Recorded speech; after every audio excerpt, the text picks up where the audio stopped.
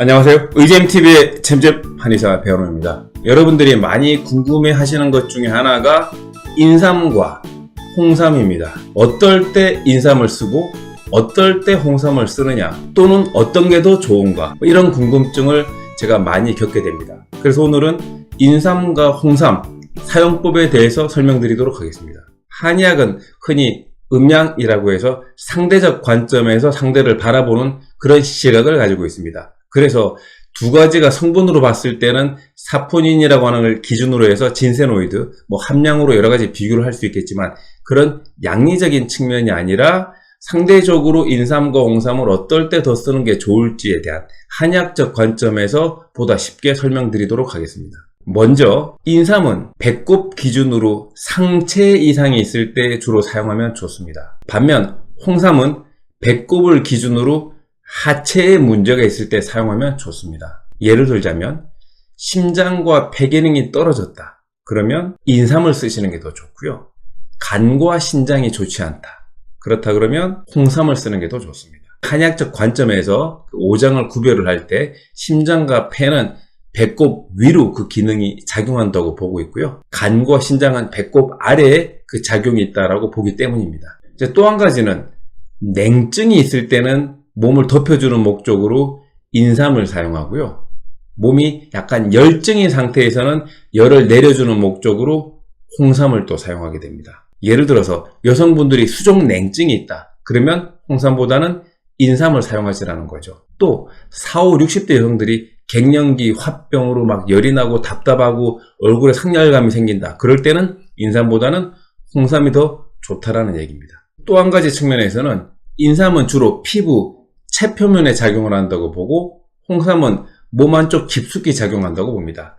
따라서 피부 표면이 아프다거나 오한이 있다거나 트러블이 있다, 이럴 때는 인삼을 쓰시는 거고요. 소화가 잘 안 된다, 장염이 생긴다, 속이 좀 냉한 것 같다, 이런 증상들을 느낄 때는 홍삼을 쓰시는 게 더 좋다라는 겁니다. 그 다음에 설명드릴 내용은 대부분 홍삼은 이미 제품으로 만들어져 나와 있어서 보다 상대적으로 이제 안전하다고 볼 수 있는데요.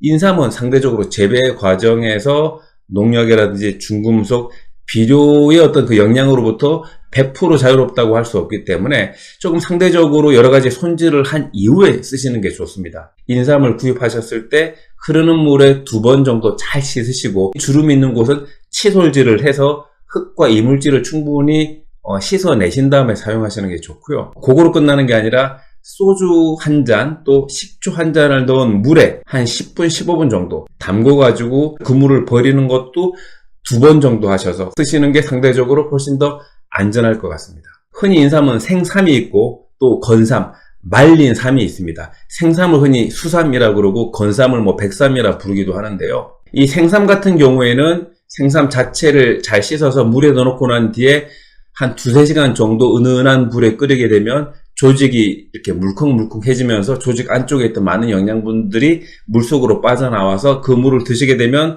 인삼에 있는 영양분을 우리가 이제 잘 이용을 할 수가 있습니다.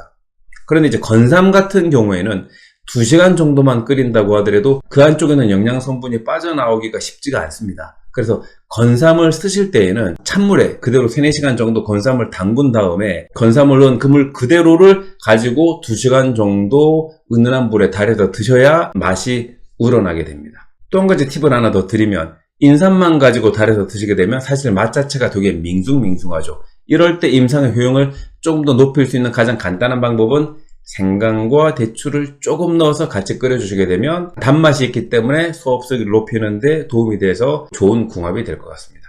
오늘 인삼과 홍삼의 구별법, 그리고 이제 인삼의 사용법 설명드렸는데요. 유익하셨다면 구독과 좋아요 부탁드리겠습니다. 감사합니다.